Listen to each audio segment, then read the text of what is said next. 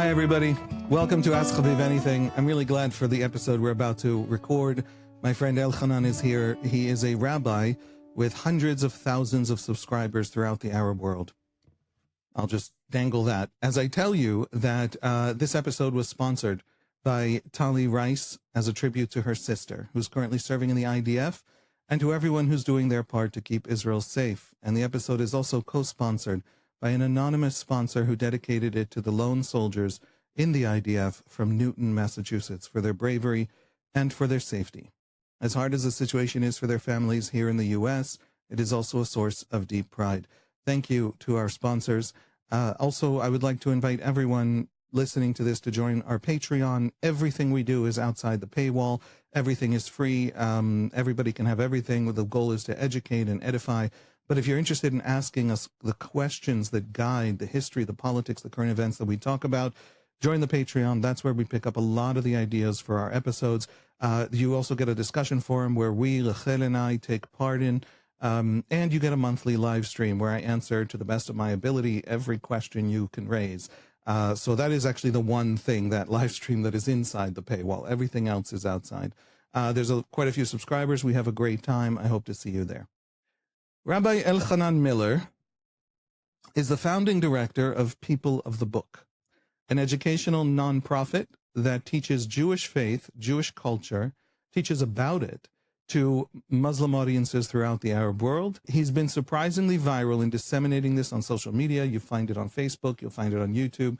The initiative has roughly 500,000 subscribers, millions of monthly hits, across the different platforms. Mostly all the ones I've seen when I go through the videos and I look at the comments in the Arab Middle East, the YouTube channel alone is like 200,000 subscribers. Elhanan is a research fellow at the Shalom Hartman Institute in Jerusalem.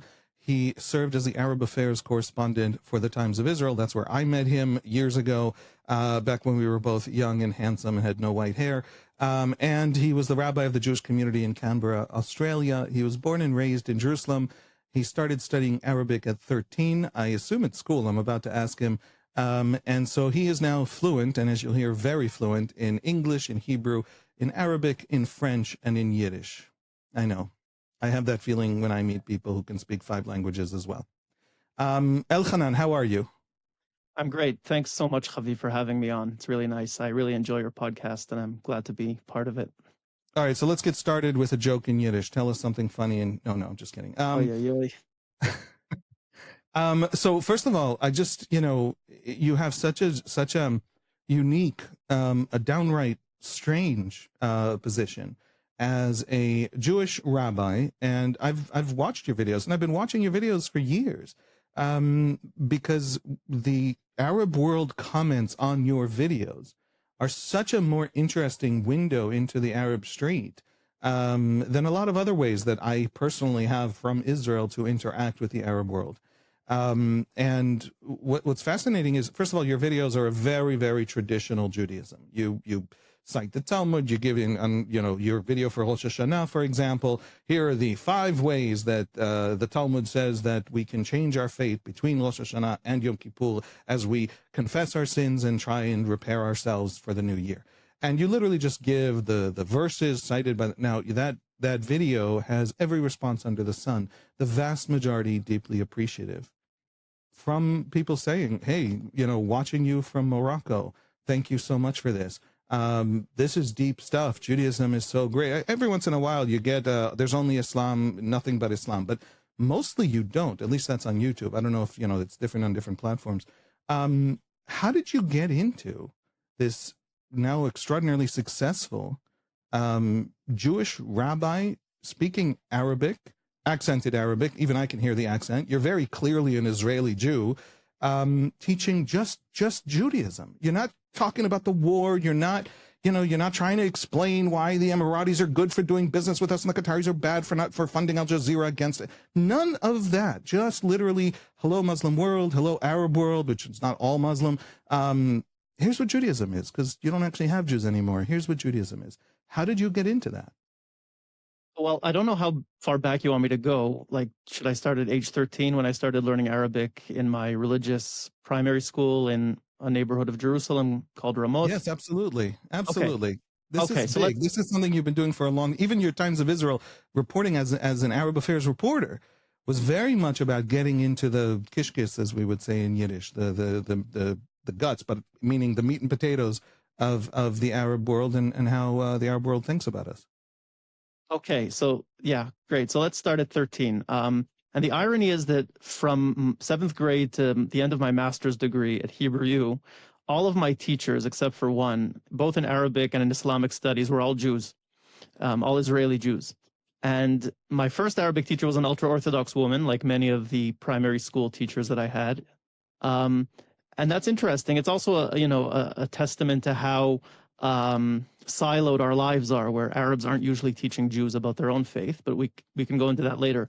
But I made a series of choices that led to me graduating high school with majoring in Arabic. You can major in a subject in Israel. Very few Israeli Jews decide to major in Arabic as their subject because, simply put, Arabic is not seen as necessary to get along in Israel. You can get along very well in Hebrew. Arabs, mostly Palestinian Israelis, need Hebrew to get along in Israeli life, but the opposite, the reverse, isn't true. But for me, Arabic was kind of love at first sight in some ways. It was the first foreign language I'd studied because I grew up pretty much bilingual with English at home. My parents immigrated from Canada in the 70s. Hebrew in school, on the street with my friends, and Arabic at 13 was the first foreign language. And I immediately noticed that I have a knack for languages, but also that I love learning Arabic specifically.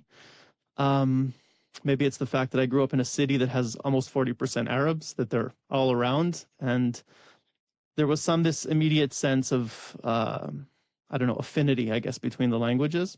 So I took it in high school. I went to a high school that's now become famous, Himmelfarb, in tragic circumstances, unfortunately. I think it had the highest rate of fallen soldiers in this war.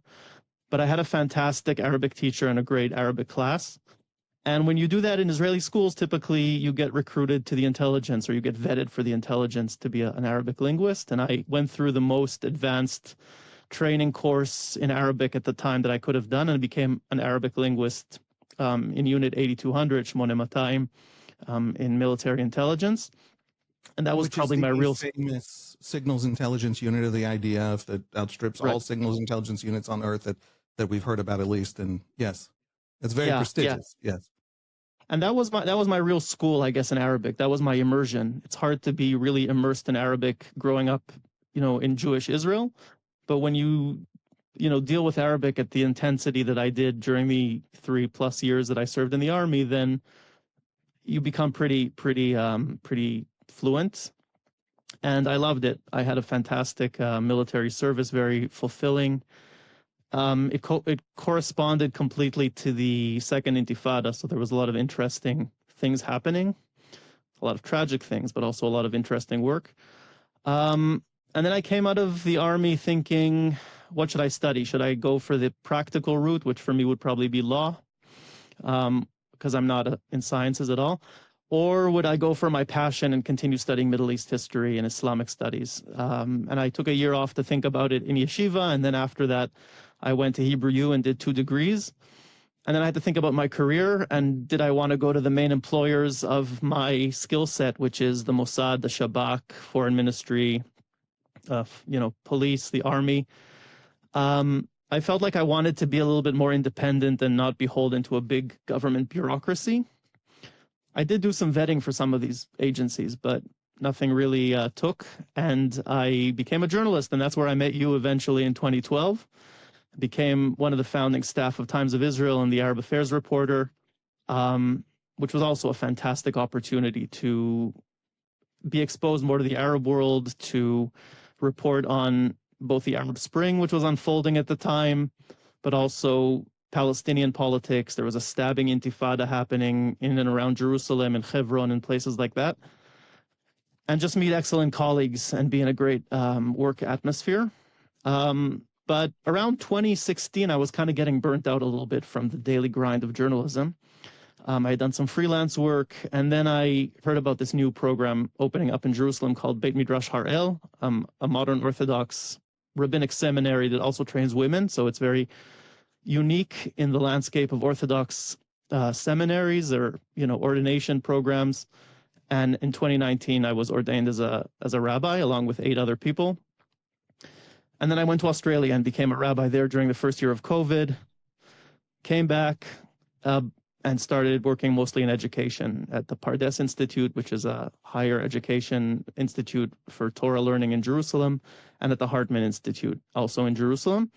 But during my studies, and this goes back to the question, I started this project called People of the Book as sort of a hobby. I was teaching some Palestinians in a field outside of Jerusalem. Some people know about Roots, Shoashim. It's a sort of very unique interfaith Palestinians and settlers meeting in the Etzion block south of Jerusalem. I was commissioned to teach some, basically Judaism 101 to Palestinians. And the theology and philosophy that I brought to the table was of no interest to the 3.5, 4 Palestinians who showed up to the classes. But the questions that they did ask me, like, what is this, for example? What is kosher food? Just for people listening in audio, you raised your kippah. Yeah, I just showed my headgear here. What is kosher food? How do Jews pray? Like, what's the choreography of the prayer? Because we pray, so how do you pray? What does fast mean to you? And I said, okay, we need to start with the basics. And if these are the questions that our neighbors, the Palestinians, many of whom speak Hebrew and work with Israelis and know Jews, have, then there's probably a potential of 500,000 Arabic speakers out there. And if we expand that to the Muslim world, and we have 2 billion plus Muslims internationally, from Indonesia to Senegal, and I saw huge potential. There was nothing online exposing Arabs and Muslims to Judaism in their own language, or in Arabic principally. And I said, okay, there's a potential here. That's actually why I joined the rabbinic program to begin with. I wanted to do interfaith on a high level and have the qualifications to do that. And social media was the platform that I identified as the most promising for that. And here we are 8 years later, as you said, with a following of 500,000 and a lot of interaction, and going to places, to paraphrase Star Trek, where no Jewish Israeli has gone before. It's not the low-hanging fruit or the ones who are convinced. We're talking about Syria, Yemen, Iraq, Egypt, very mainstream, classic Sunni countries that are quite hostile to us, generally speaking. So to see those figures, to see the statistics of where these videos are being shown is very heartening and encouraging. It is. Egypt has a grand sort of national museum where the display on Judaism includes the protocols of the elders of Zion, or did a couple of years back when I read about that and discovered it and was shocked by it. The framing of Jews, the framing of Israel. I have a book on my bookshelf called Israelism, which is an Arab scholar analyzing Israel studies in academia in the Arab world. And his basic argument is there is no actual Israel studies. It's the studies of the Arab ideological framing of Israel that everybody has to adhere to and know, and not actually studying Israel. So any fact about Israeli society, any complexity, any layer that doesn't fit the Arab political narrative doesn't exist in Arab academia.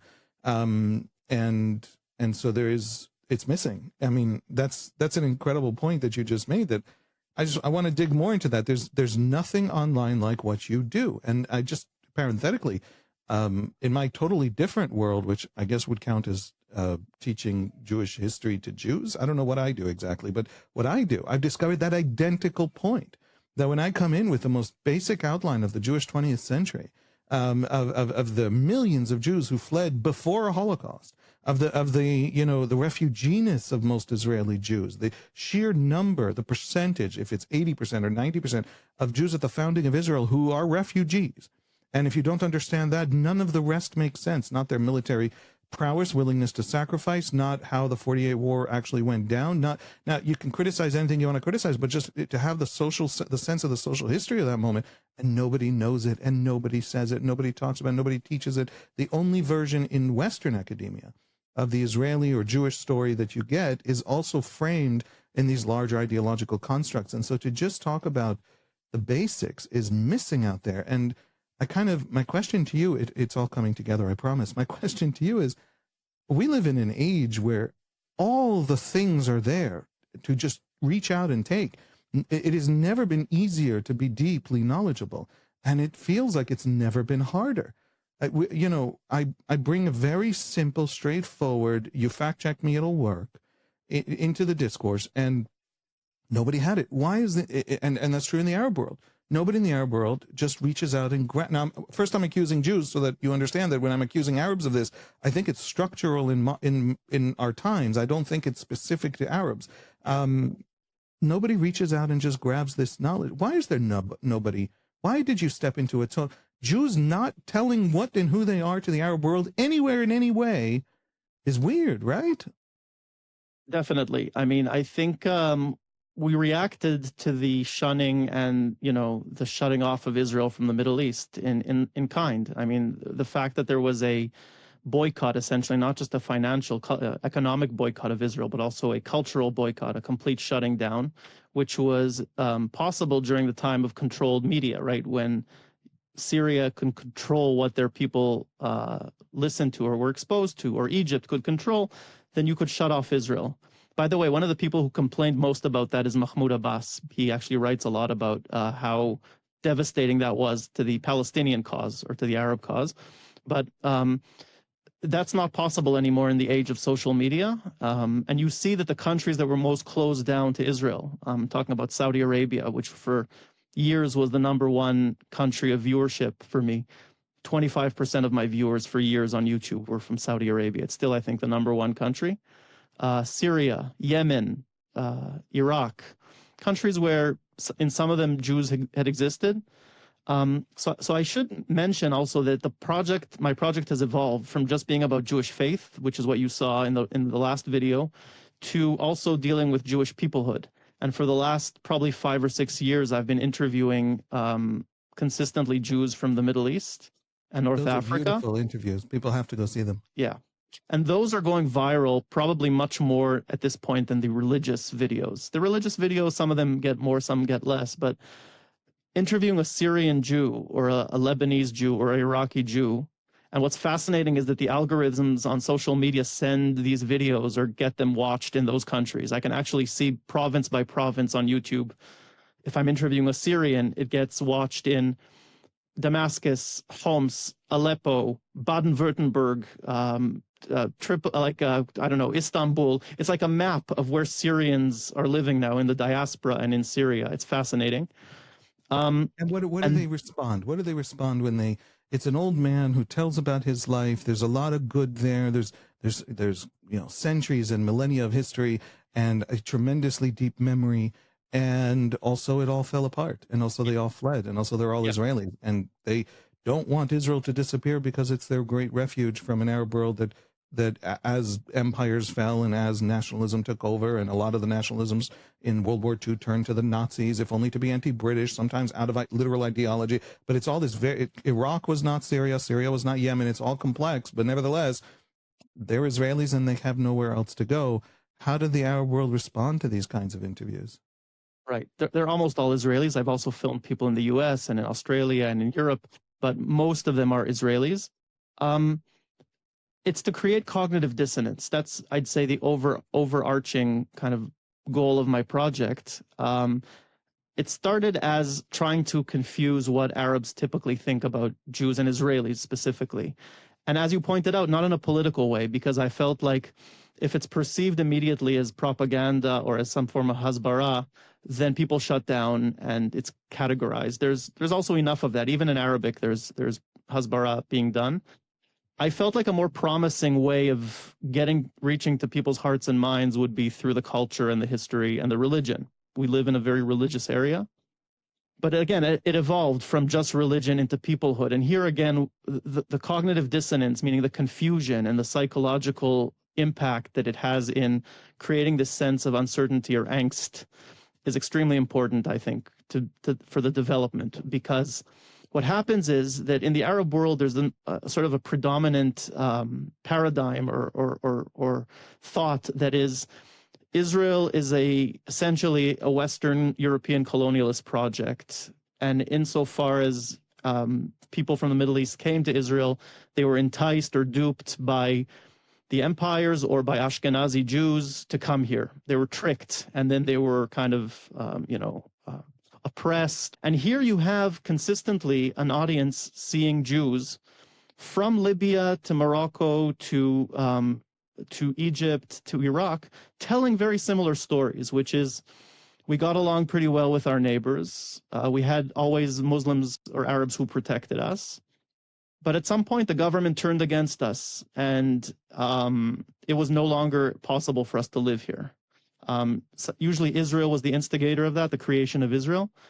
But across the board, you have this sense that Jews could no longer live in the Middle East. And we're living in a turning point now in history where the Middle East and North Africa are completely emptying of their final Jews. And it breaks something in the misperception, because in the perception of, I guess, the Arab world of Jews, which is that everything was idyllic. Jews were suffered terribly in Europe, but their experience in the Middle East and North Africa was predominantly positive. So it breaks that down. On the other hand, it also fosters this great nostalgia, because these Jews often talk with fondness about their communities, their neighborhoods, their neighbors. So there's this mix of difficulty and nostalgia, bitter and sweet, which is, I think, fascinating to hear. It's important also for us, for Jews, to preserve these memories and stories, just like the Spielberg, project preserves Holocaust stories. It's not comparable, but the end of the Jewish communities, the end of their languages, their children, their grandchildren don't speak Arabic anymore. So it's preservation for us as Jews, but it's also very important for the outside world to see it. Sometimes it's all true all at once, right? In Europe too, there was not a little bit, there was a millennium of good, of extraordinary, wonderful culture creation, and not a little bit of integration. There was a lot of good, and then there was a collapse, and there were many, many small collapses. And then in the 20th century, there was a very big collapse. So those are all, those are the same. What strikes me, and when I talk to Arabs, when they blame the founding of Israel, you think, but like, if all of New York City turns anti-Zionist, which is imaginable in a way it wouldn't have been 10 years ago, right? Would every last Jew have to flee? Would the Green Party Jew have to flee? Would the Democratic Socialists of America Jew have to flee? Would the Hasidic anti-Zionist Jew have to flee? Would every single kind of Jew have to flee? You then discover that it isn't really about Israel. Something was happening in our analogy, New York City. If every Jew flees, if the Iraqi nationalist Jew has to flee Iraq, then something's wrong with Iraq. And it's got nothing to do with Zionism. Zionism is and there's no grappling with that. There's no serious anywhere in the Arab world. It's all very self-serving. It's all very, and Mahmoud Abbas, Abu Mazen, one of the things he wrote also is, if you hadn't mistreated your Jews to the point where they flee to the last man, woman, and child, Zionism probably wouldn't have been viable. Yeah, so he writes that. Mm-hmm. Yeah, he writes that. So there is no grappling with even the problem they created now is their own abuse of their own minorities. And after the Arab world has done that to so many other minorities, Christians and Yazidis and Kurds and you name it, where is that grappling? As someone who talks about Judaism to the Arab world, do you ever encounter we need to do a serious reckoning with our own history in the 20th century? Because we collapsed on all of our minorities everywhere, and the Jews all fled because they had somewhere to flee, but even those who didn't flee just stuck around and died? Yeah, I think there is that. Few go as far as to say what you just said, meaning that we did this to other minorities. But I think the experience of Arabs today, especially in countries like Syria and Iraq, where the refugee experience has now become that of the mainstream, the Muslims, right? Not just the minorities. And especially in Syria, I see comments sometimes on my pages of, it's not just the Jews who suffered, but now, but everyone suffered, or today we're suffering what you suffered back then. And I think that's a way that they understand how dynamics of dictatorships work. In other words, it starts with the minorities. It never ends there. At the end, there's a dynamic that expands it to the mainstream. This is an educational process. It'll take a very long time. It'll take decades. I don't see this as hasbara. I see this as education. But the education isn't just for the sake of educating people academically about Judaism or about Jews. It's about, there is a political end there, right? The political end is to understand Israel in a much more nuanced and complex way than that Arabs understood it up until now, and to identify with us in some way, right? To humanize Jews to Arabs. And I think one of the ways, one of the vehicles of humanizing us to the Arabs is, number one, by religion, religious discourse, which was really absent in the peace discourse up until very recently. And secondly, by speaking the language. So the language element is very important. In all the dialogue groups that I've ever participated in college and, you know, later on, I was usually the odd man out in two senses. I was usually the only religious person in the room. Most of the people on the Jewish side are secular. And I was the only Arabic speaker in the room. And those experiences and the immediate sort of connection that I had with the Arab participants, not that we, you know, always reached understandings, but there was this kind of immediate, communication that didn't have these barriers that other people had. And so there's also modeling from my own side here. And I've been doing more and more of that. I've been translating more and more of my videos into Hebrew to kind of like reflect this back to my own Jewish society, my own Israeli society, to show, look at the connections that can be made and look at the potential of pursuing this rather than just the classic, elites or secular elite peace initiatives that haven't really led us to any of that. It's just an experiment. It's kind of a work in progress, I guess. Okay, so on October 7, the Great Massacre, the war begins. The next 2 years are the disaster that we all know about and have been talking about endlessly. And you have gone on every Arabic language channel I know about, at least Western Arabic language channel, so France 24, BBC, Sky News in Arabic. I haven't seen you in English, I haven't seen you in Hebrew, but you've been hundreds of times in the major broadcasts into the Arab world in Arabic. I don't know that your politics and my politics are the same. I don't hear a lot of your politics in what you talk about, but you try to, not culture, not history, but convey what it is that Israelis think and feel and are going through right now on those channels. Tell us about that, about sort of updating that story in these 2 years. So on October 7th, my phone starts ringing. I don't answer it. I was trying to observe the holiday as best I could that day with all the craziness and the sirens. But I saw on my screen, on my mobile phone screen, that the calls were coming in from the Emirates and from Berlin and from Paris. And they were all channels that I had known from my journalism days. And I kind of got dragged in almost against my will back to being sort of a journalist. I wasn't doing journalism, but sort of doing this punditry. They had my number in their Excel sheets, I guess, from my journalism days. And they just wanted to know what was going on. And here we are 2 years later, and the phone hasn't stopped ringing. In other words, this is a story, right? It's a developing story, and it's not one war. It's multiple wars that were fought in parallel, right? But I don't know of any other story. Russia, Ukraine hasn't, been in the headlines like this at all. No other war even comes close. And I've done, I think, over 1,000. I've lost count, but in the first few months of the war, it was 4 to 5 interviews a day sometimes on these channels, because there's a very small pool of Israeli Arabic speakers, meaning standard Arabic, modern standard Arabic, who can give an interview in Arabic. So there's me and a bunch of Olim, immigrants from Israel who worked in Israel's broadcaster in the 70s and 80s and are now also in their 70s and 80s. So there's a very small pool of people speaking, about Israel.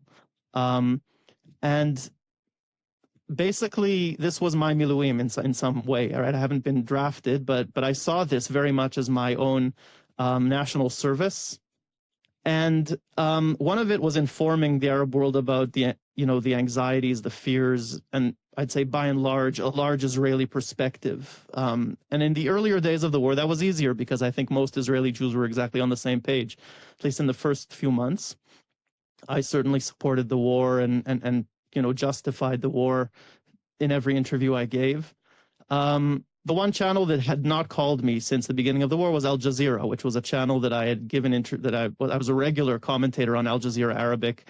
They had a program called Mira'at al-Sahafa, a mirror to Israeli newspapers. I was there almost every week, sort of deciphering Israeli headlines, Israeli newspaper headlines. And Al Jazeera flipped even before this war, I think. So Al Jazeera stopped calling me and stopped calling, I think, most Israeli Jewish commentators. But other than that, BBC and Sky News and France 24, a lot of European channels, a few in the Gulf. And you're right. I mean, I don't know if my politics and yours are the same. I think I have listened to what you said about this war and, your last episode about analyzing the deal. I think we're basically on the same page. I have very few disagreements about analyzing the moment. But one of the things that is very important for me is to allow myself to criticize the government and its policies the way you do, actually, in front of an Arab audience, which is generally and basically hostile. Like, I know that I'm the enemy, right? I'm representing the enemy side. So why do I do this? Number one, because I believe in honesty. And if I'm actually going to be a credible pundit, I should say what I think if asked directly about a certain policy that the government is pursuing. But secondly, I think it's actually much wiser and more sophisticated way of explaining Israel and of actually justifying Israel in some way, because in doing so in Arabic with this kippah again on my head, usually in a visible way on TV, as much as it's possible on TV, I'm modeling something that for Arab viewers is impossible if they're in the Middle East, which is to sit in their capitals or in their cities and criticize their government without consequence. So you know how in writing they say show, don't tell, right? So you can shout till tomorrow, Israel is the only democracy in the Middle East.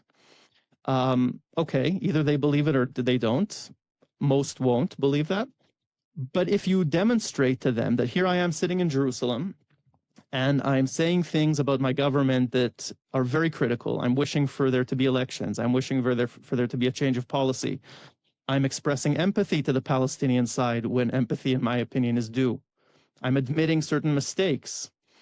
Maybe some people will pocket that and sort of use it against us. That's possible. But I'm hoping that the more intelligent viewers and the more sensitive viewers among them, and if I'm, speaking over time to hundreds and thousands or millions of viewers, will be sensitive to the fact that I'm doing something that they can't do. And what does that mean about Israel?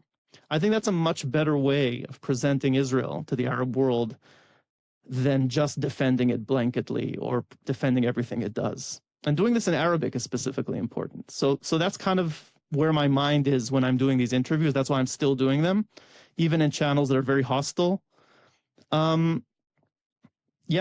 It's gratifying, but it's also masochism at the same time. It's sometimes very frustrating. At the beginning of the war, I would sometimes go to bed reeling. I wouldn't be able to fall asleep. I was so sort of worked up by these interviews, but with time, you kind of get used to them, I guess. I feel very free to criticize and constantly criticize. And in fact, at some points, what the world needs to know is why Israelis are united. And at some points, what I think is the only important thing to talk about is the screw up of the Israeli government or of Israeli policy that sometimes have terrible costs for Palestinians and also for Israelis. I also feel we are free from even imagining we should try to win a propaganda war by the simple fact that there's not a lot of us in the world. And so we're going to lose the propaganda war. And so ignore the propaganda war. There's only your own truth. And I agree with you. People respond to it. I find that is in the Israeli government, after I've criticized the Israeli government, there's some people, once in a while, maybe it makes it all the way to the top, but there's some people who are in the policymaking room who then carry that critique into the policymaking room. And if they thought that it was wanton criticism because it was partisan, that would not happen. And if they also thought that I can't criticize because I'm a gung-ho supporter, because I don't know what, Israel can do no wrong or some other obviously idiotic statement that people pretend to feel or pretend that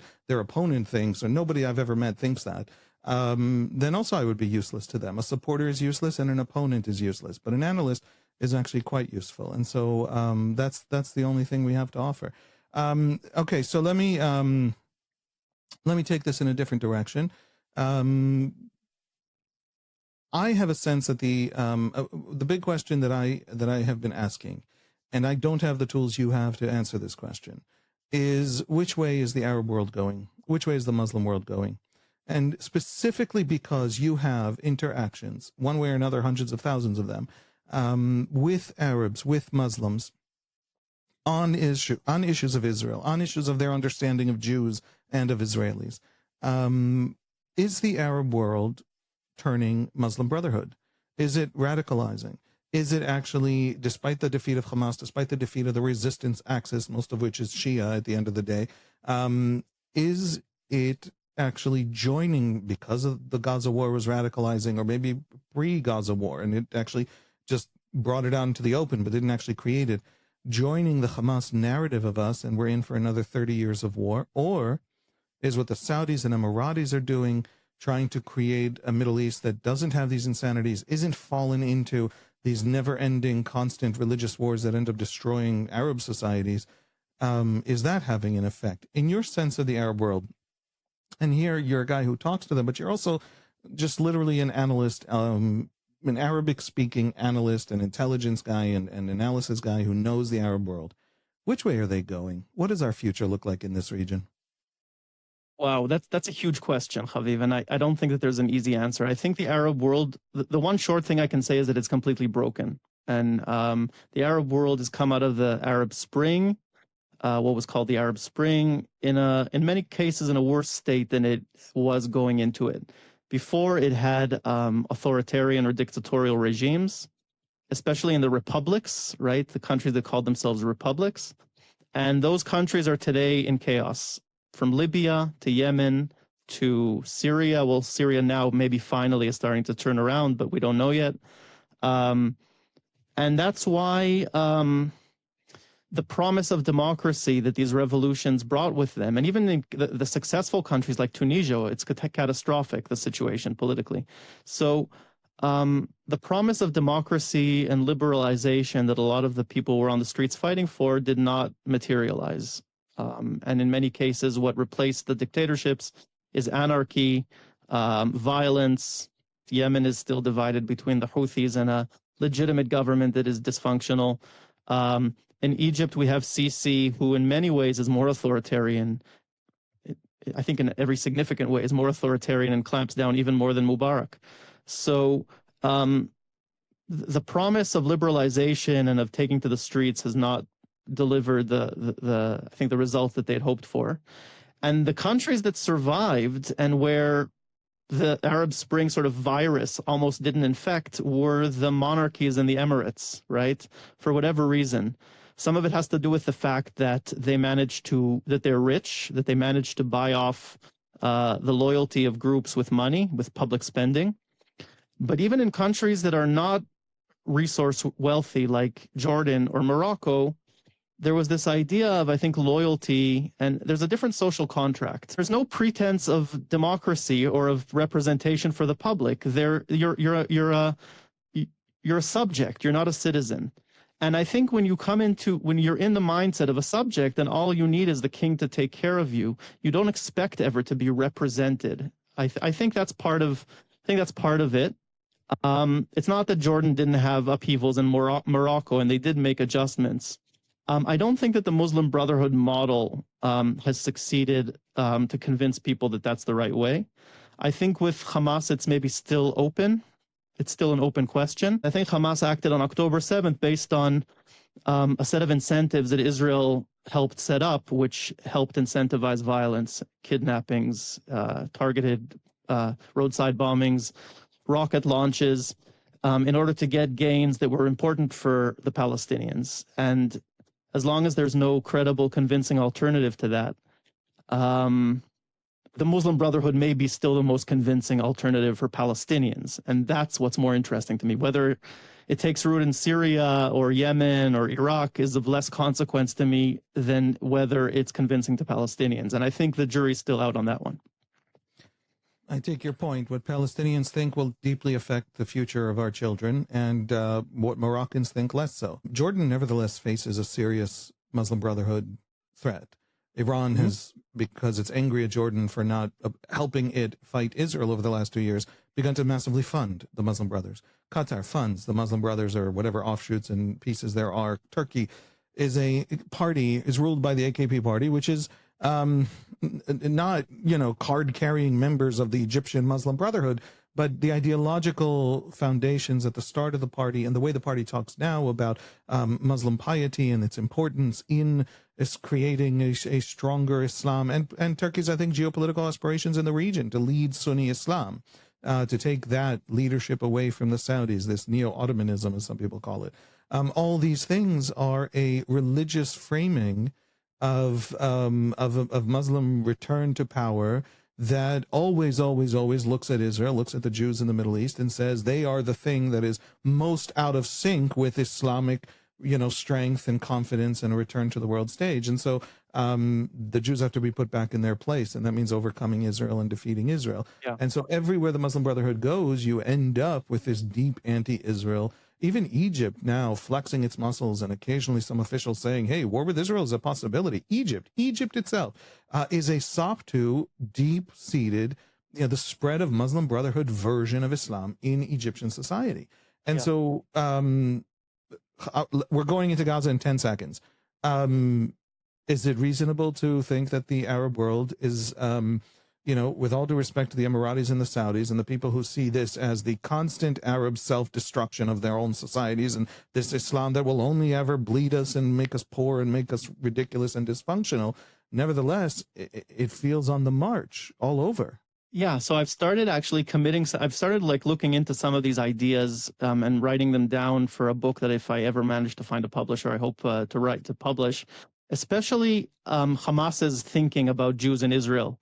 I've read Sinwar's novel. I've read Makadme, who was a senior Hamas person. The M70 rocket is named after him. Hussam Badran, who I interviewed myself in 2018. He was one of the Hamas leaders who was in that room or safe house in Qatar that we bombed. I interviewed him for Tablet in 2018. All of these people wrote down their thoughts. And having read all of that, I think it's impossible to minimize the impact of Islam and Islamic thinking on the conflict. So maybe unlike many people on the left, which I think I largely belong to, I don't minimize or marginalize the impact that the Quran and Islamic thinking on Jews has on the conflict. I think it's a serious barrier, impediment, and the form of Muslim Brotherhood thinking, as long as it exists, is probably an insurmountable obstacle to peace. That's why Hamas You're talking about Hamas, but Hamas itself is heir to these ideas coming in from Egypt in the 1930s all the way to the 1980s. You know what? You'll do it better than I ever have. What is that? What are those ideas? Can you do the reverse of what you usually do, which is tell us? Now, this is not Islam. This is a particular strain that had profound influence on how the Arab nations around us look at us, see us, understand us, and decide whether or not we deserve to live or die. What are these ideas? Well, largely speaking, political Islam says that previous models of Arab governance or subordinates to empires didn't work, and that Islam itself contains all of the features and tools to govern societies, and that as the motto of the Muslim Brotherhood is Islam huwa al-hal, Islam is the solution. So unlike Judaism, which didn't really have in the last 2 millennia very many opportunities to show governance or to prove how it creates a theology of governance, Islam did govern as a caliphate, and then as the Turkish, the Ottoman Empire for hundreds of years. It has a model of how Islam, at least nominally, can govern societies. And the fact that they lost World War I and that the caliphate collapsed is a wound that's still open, right? It's just the sort of final stage of deterioration of the prestige of Arab governance, the Abbasid Caliphate, and later on the other dynasties that ruled the Middle East. But the idea is that Islam, that the Quran gives you a toolbox to govern societies, that any ruler that doesn't adhere to Sharia law is kind of betraying his purpose. And what it means for minorities, like Jews used to be in the Middle East, is that they're protected by a system called dhimma, or they're under the protection of the Muslim benevolent rulers, Christians and Jews and other minorities. And that's the model that Hamas envisions, I think, or that other Muslim, Islamist rulers envision. They don't see themselves as particularly oppressive. They actually see themselves as benevolent, kind, and merciful, given the Jews' subversive character, their nefarious character, as presented in the Quran and in the stories of the Prophet, the Hadith. So, but as long as the foundation stone, the cornerstone of it all is Islam is on top, and then everybody gets to have Islamic mercy beneath Islam. Right. That's the hierarchy ordained by God in the cosmos, and that's the precondition. And I get this so much in. So where does Israel fit into that? It doesn't really. I mean, I get this so much in the comments, also on my pages. I get, the sense of betrayal. It's an authentic sense, the sense that the Jews betrayed their Muslim patrons, right? We protected you. We brought you in after you were expelled from Al-Andalus, from Spanish Catholic Spain, right? We brought you into the Ottoman Empire, and there you went and backstabbed us, even though you had it great and formed your own country. Why did you need to do that? It just caused all the problems in the world. Everything was fantastic before then. 400 years later, right? 400 years later, we backstabbed them. Yeah. Right. So something happened suddenly. And because of the European sins, we decided to turn against our... Now, I think this is the strand. There is a pragmatic Palestinian camp. There is a pragmatic Arab world out there. Maybe the best example is the Emirati and Bahraini and Moroccan regents, right? The leaders who are like, yes, Israel is there to stay. We have just what to benefit from relations with Israel, and then by extension with the U.S. And but this wasn't just the thinking of those regions, like, the Hashemite family that became the kings of Iraq and Jordan, right? Faisal and Abdallah. They cooperated with Zionism on a pragmatic basis for 100 years. There was a correspondence between Faisal and our first president, Chaim Weizmann, right? So there was always a strand of pragmatists. But I would say that in the large scheme of things, they always lost out to the ideologues and to the maximalists and to the Islamists, essentially. Basically, in the struggle in Palestine, it was the Husseinis and Haj Amin Husseini especially who won out over the more pragmatic Nashashibis and other families who were more amenable to cooperating with Zionism. And now that's the battle that is being fought between, I think, Mahmoud Abbas and Hamas. Now, I know we have a lot of things to say about Abbas, people. I'm one of the, at least up until a few years ago, one of the pro-Abbases. I think Abbas is different than Yasser Arafat. I think he went a very long way to suppressing the Second Intifada. I think he continues to collaborate with Israel, and that's why he's seen as a sellout by many Palestinians. And he helped with Israel to end the Second Intifada. But there's no, I often tell Palestinians, you need your Altalena moment. What is the Altalena moment that we had? It's the moment where the militias, the pre-state militias, had to give up their arms and basically submit to the one decision, to the sovereign decision. There's no territorial contiguity between Gaza and the West Bank, so even physically, it's very difficult for them to settle this debate, I think, between pragmatism and maximalism or radicalism. But they need this discussion to be settled because it's destroying them. It's destroying their national project. And I don't know how we in Israel can enable that to be decided, but I just know that up until now, we supported a divide and conquer policy that blew up in our faces on October 7th. Now, I know it's not just our fault. They don't need our help necessarily to hate each other and to prefer sectarian or factional considerations over their national cause. But I think we need to help reverse that trend and help the moderates win. And I think we need to put a lot of thinking into how we're doing that if there's going to be a peaceful solution. Israel's trying for 2 years to defeat Hamas. The skeptics among Israelis, never mind the international discourse, which really matters far less than Israeli and Palestinian discourse. But the skeptics say Netanyahu has not really been trying enough, or wants the war to continue because of political considerations. But let's imagine that that's not true of the chief of staff of the IDF and of the Shabak and of the vast majority of Israeli soldiers and of the vast majority of the Israeli hierarchy. And I happen to also think Netanyahu really does actually want to defeat Hamas. And my criticism of him is the failures in that regard, trying to achieve that goal, not that he's not trying. Is it doable? How does Israel defeat Hamas? Is Hamas undefeatable?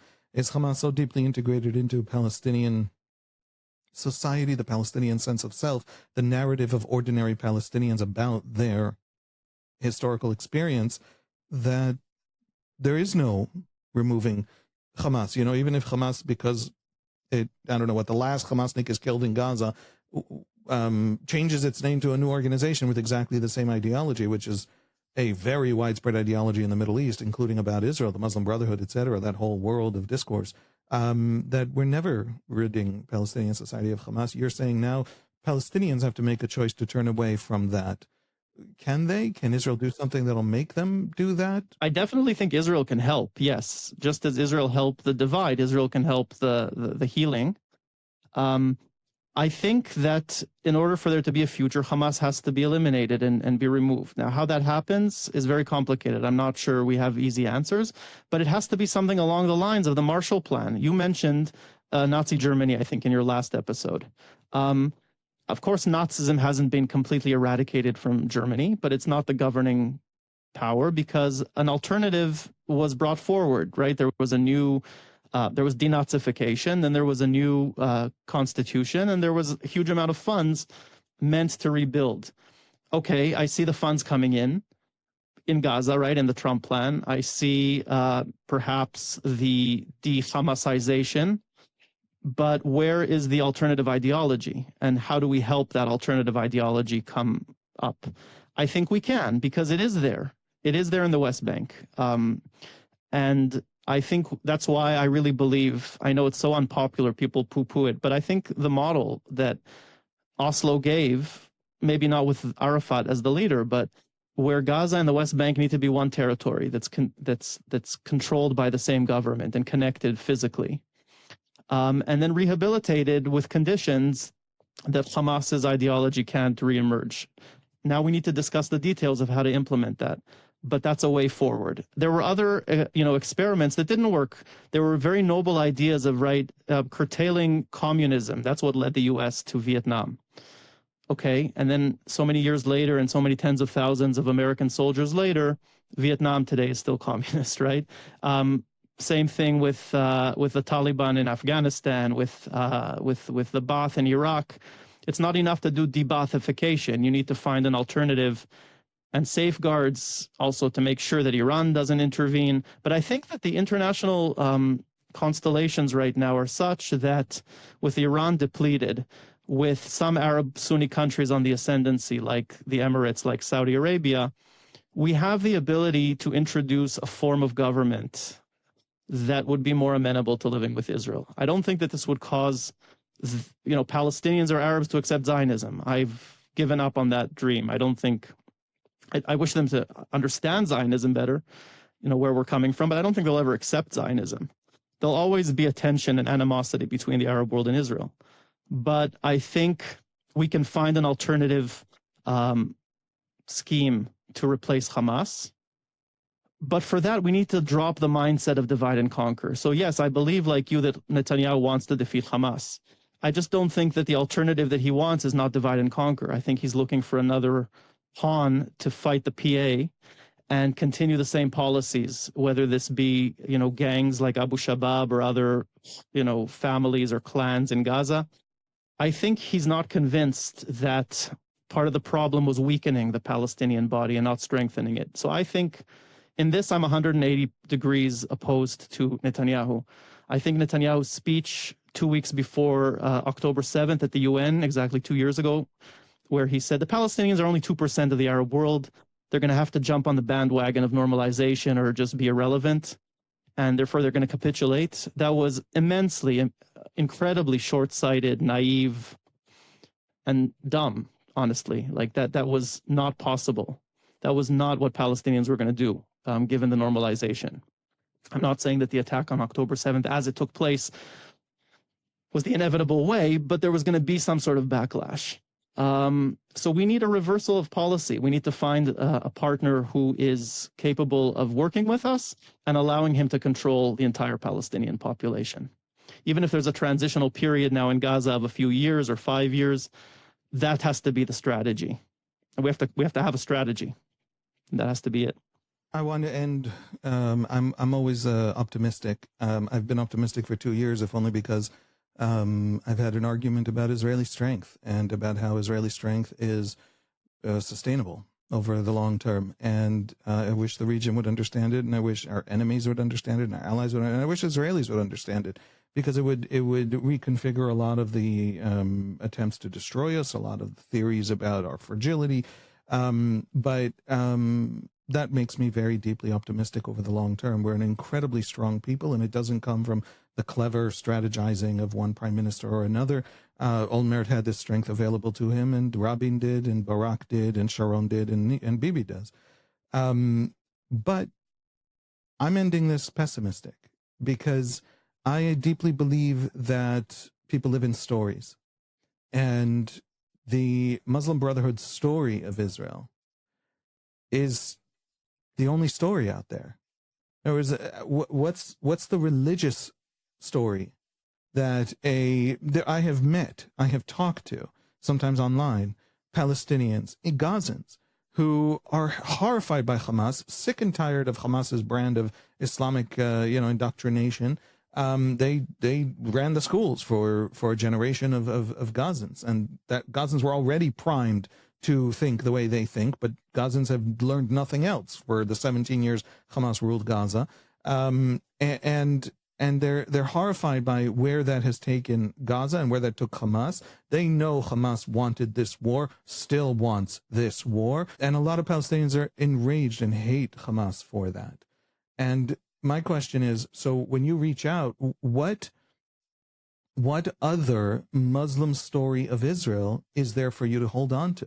I mean, the Muslim Brotherhood, among other things, is a revolutionary rebellion against the staid and standing sort of Muslim authorities of the 19th century that just kind of kowtowed to the British when they showed up, kowtowed to the French when they showed up. And so it's this, Islam is a religion of order. Islam, just like we described with where the Jews belong in the Islamic sense of where, of how society should be organized. Islam's on top, Jews, Christians beneath them, or monotheists beneath them, and then non-monotheists beneath them, right? And this sense of social absolute, it's true of gender, it's true of many things in Islam. Islam is a religion, they often talk about it as a religion of peace. It's actually a religion of order. And that very, very clear social order brings, Islamic thinkers say, brings peace, brings safety, brings prosperity, brings all the good things.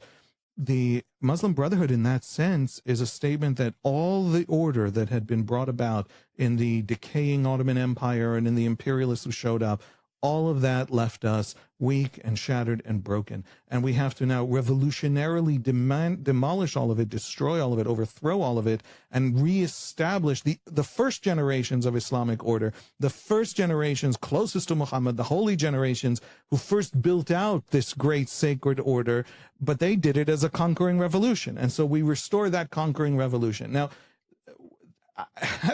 that's powerful, and it recasts the Palestinian story of weakness as a story of the vanguard of a resurgent, confident Islam out to redeem the world again, rather than just decaying in the face of Western strength. Now, what other possible narrative as evocative and powerful and dignifying does a Palestinian who hates Hamas have to latch onto? And I've never heard of one. And what are the Emiratis saying? They're too powerful, so we're going to make peace with them. The West backs them. I don't know what. They have a high tech. So, we're not going to destroy everything. By the way, eventually they'll all convert to Islam anyway. We have to have faith in God that everything's going to be okay.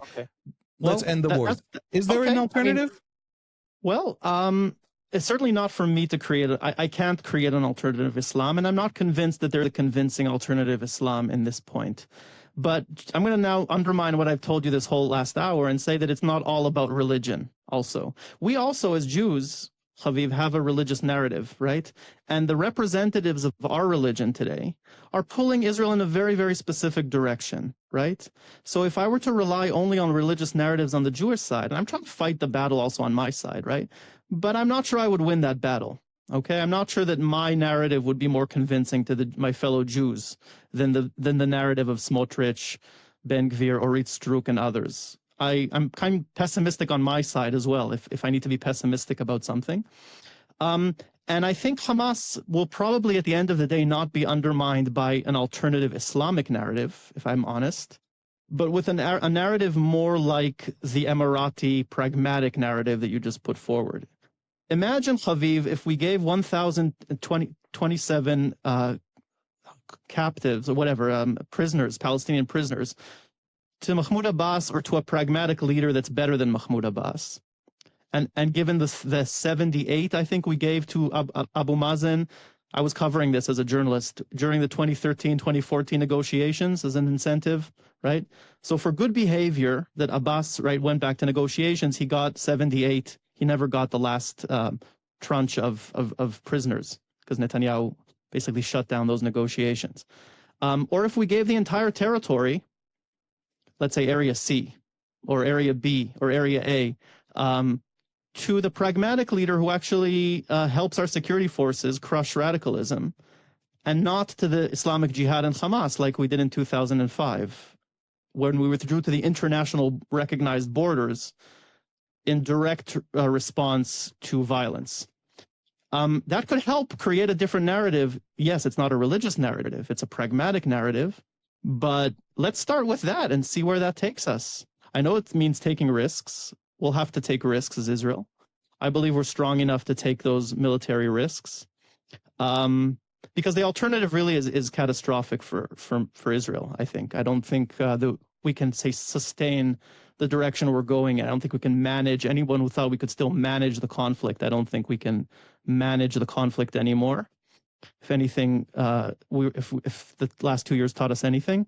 So I don't think we really have much of a choice in the matter. We can't just wait for another narrative to emerge. If it does, we have to start being Zionists again and acting and putting forward a plan, which is something that Zionists used to do in the past and have stopped doing. So let's start thinking of a plan and maybe not letting other people impose plans on us, whether they take place or not, but actually thinking of what we want Israel to be like in 20 years. Elhanan, thank you for joining me. The people of the book, people should look it up on social media, on YouTube. It's absolutely astonishing and beautiful. And you know, well done being in a space that nobody else is in. Thanks so much. Thanks, Habib. Thank you.